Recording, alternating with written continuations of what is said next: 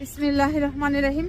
ভাই ও বোনেরা, যে যেখান থেকে আমাকে দেখছেন এবং শুনছেন, আপনাদের সবাইকে আমার সালাম, আসসালামু আলাইকুম। আশা করি আপনারা ভালো আছেন, আমিও ভালো আছি। UK property gossip by Tasmina YouTube চ্যানেলের পক্ষ থেকে জানাই শুভেচ্ছা। আজ মার্চ মাসের 23 তারিখ, রবিবার 2025। এই মুহূর্তে লন্ডনের তাপমাত্রা আছে 13 ডিগ্রি সেলসিয়াস। তেমন একটা বাতাস নেই, খুব সুন্দর একটি আবহাওয়া, আকাশ মেঘে ঢাকা আছে। তো যাই হোক, আজ যাকে নিয়ে কথা বলতে চাচ্ছি তিনি হচ্ছেন বাংলাদেশের জাতীয় পার্টির একজন নেতা, জিএম কাদের। তার আরও একটি পরিচয় আছে, তিনি মরহুম হুসাইন মোহাম্মদ এরশাদের ভাই জিএম কাদের। আপনারা কয়েকদিন আগে দেখেছেন এই জিএম কাদের তিনি সাংবাদিকদের বিভিন্ন প্রশ্নের মুখোমুখি হয়েছিলেন। তো সাংবাদিকরা তার কাছে জানতে চেয়েছিলেন যে তিনি কেন ভারত গিয়েছিলেন। আপনারা জানেন যে এই মুহূর্তে বাংলাদেশের সাথে ভারতের সম্পর্কটা কীরকম। কূটনৈতিক সম্পর্ক থেকে শুরু করে ব্যবসায়িক সম্পর্ক, কোনো ধরনেরই সম্পর্ক ভালো নয়। একটা সম্পর্কের দিকে বলবো, একটা বৈরী বাতাস বইছে ভারতের সাথে বাংলাদেশের সাথে। তো এমত অবস্থায় এই জিএম কাদের তিনি কেন ভারতে গেলেন, সাংবাদিকদের প্রশ্নের জবাবে তিনি বলেছেন যে ভারতের দাওয়াতে, আমন্ত্রণে তিনি ভারত সফরে গিয়েছিলেন। এরপর আরও যেটি বলেছেন যে কাদের আমন্ত্রণে গিয়েছেন তাদের নাম তিনি বলবেন না। সেই সাথে সেখানে তাদের সাথে, অর্থাৎ ভারতীয় লোকদের সাথে এই জিএম কাদেরের কি বৈঠকে আলোচনা হয়েছে সেটিও তিনি তাদের অনুমতি ব্যতীত বলবেন না, প্রকাশ করবেন না। তো এখন কথা হচ্ছে, এই জিএম কাদের তিনি হচ্ছেন এই বিশ্ব বেহায়া, অর্থাৎ মরহুম হুসাইন মোহাম্মদ এরশাদের ভাই। এই জিএম কাদের অত্যন্ত ফিরিঙ্গিবাজ একজন ব্যক্তি। গত 15-16 বছরে এই আওয়ামী লীগ নির্বাচন করেছে, কোনো দল তার সাথে নির্বাচনে যোগ দেয় না। অথচ এই ফিরিঙ্গিবাজ, মানে এই জিএম কাদেরের মাথা ভরা শুধু ফন্দি আর ফন্দি।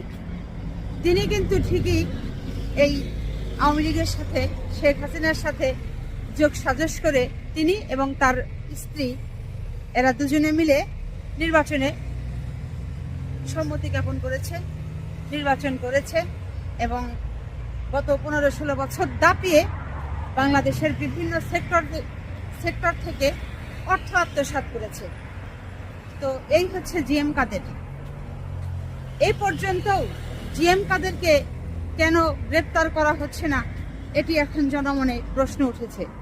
তিনি এক ধরনের বাংলাদেশের গুপ্তচর, বাংলাদেশের সমস্ত গোপন কথাবার্তা জিনিস তিনি যতটুকু জানেন, তার জানাটাই স্বাভাবিক, যেহেতু বিগত দিনগুলোতে তিনি সরকারে ছিলেন। সেখানে গিয়ে সেখানে তথ্যগুলো পাচার করে আসতে পারেন। এই হচ্ছে এক অপরাধ।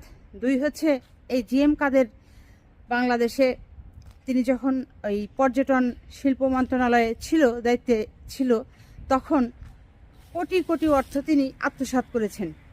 এই আত্মসাতের টাকা তিনি এই যুক্তরাজ্যে পাঠিয়েছেন। তো তার মেয়ে যে থাকে অস্ট্রেলিয়াতে, সে দেশেও তিনি অর্থ পাচার করেছেন। তার ছেলে কানাডিয়ান পাসপোর্ট, তার কানাডার নাগরিক, সেখানেও তিনি অর্থ অবৈধভাবে পাচার করে দিয়েছেন। সেই সাথে এই দুদকের তদন্তে দেখা গেছে যে তিনি যুক্তরাজ্যেও অর্থ পাচার করেছেন। তার মানে তিনি একজন অর্থ পাচারকারী। তাহলে এই অর্থ পাচারকারীকে কেন গ্রেপ্তার করা হচ্ছে না? এই জাতীয় পার্টির ধুরন্ধর নেতা, পল্টিবাজ নেতা এই জিএম কাদেরের অতি দ্রুত গ্রেপ্তারের বাংলাদেশের জনগণ এখন দাবি জানাচ্ছে। এই হচ্ছে মূল কথা। তো যাই হোক, সবশেষে আরও একটি কথা যোগ করতে চাই, সেটা হলো যে এই জিএম কাদের বিগত দিনগুলোতে আওয়ামী সরকারের সাথে যুক্ত হয়ে, শেখ হাসিনার সাথে একত্রিত হয়ে মানুষের ভোট না নিয়েই যে নির্বাচন করেছে, সে একজন ভোট চোর।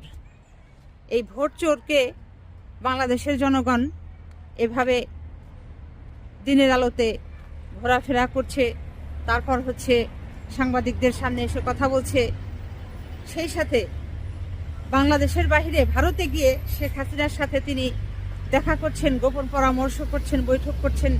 ভারতীয়দের সাথে মিলে তিনি কিভাবে বাংলাদেশের সর্বনাশ আবার করা যায়, সেই সর্বনাশ করবার নতুন পরিকল্পনা করছেন, সেগুলো কিভাবে বাস্তবায়ন করা যায়, পদক্ষেপ নেওয়া যায়, সে বিষয়ে তিনি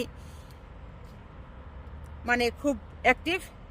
বাংলাদেশকে আবার কিভাবে, বাংলাদেশের মানুষকে আবার কিভাবে দখল করা যায়, নির্যাতন করা যায়, সে বিষয়গুলো তিনি আবার ভারতে গিয়ে গিয়ে তোতা পাখির মতো তাদের কাছ থেকে শিখে আসছেন এবং সেগুলো বাস্তবায়ন করতে চাচ্ছেন। কাজেই এই ক্রিমিনাল ভোটচোর জিএম কাদেরকে, অর্থ পাচারকারী জিএম কাদেরকে অতি দ্রুত গ্রেপ্তার করা হোক, আইনের আওতায় আনা হোক, তার বিচার হোক, তার শাস্তি হোক। এটি এখন বাংলাদেশের সাধারণ জনগণের একটি দাবি। তো আজ এখানেই শেষ করব। সবাই ভালো থাকবেন, সুস্থ থাকবেন এবং আমার জন্য দোয়া করবেন। আমার এই চ্যানেলটিতে লাইক, কমেন্ট, শেয়ার এবং সাবস্ক্রাইব করবেন। আসসালামু আলাইকুম, আল্লাহ হাফেজ।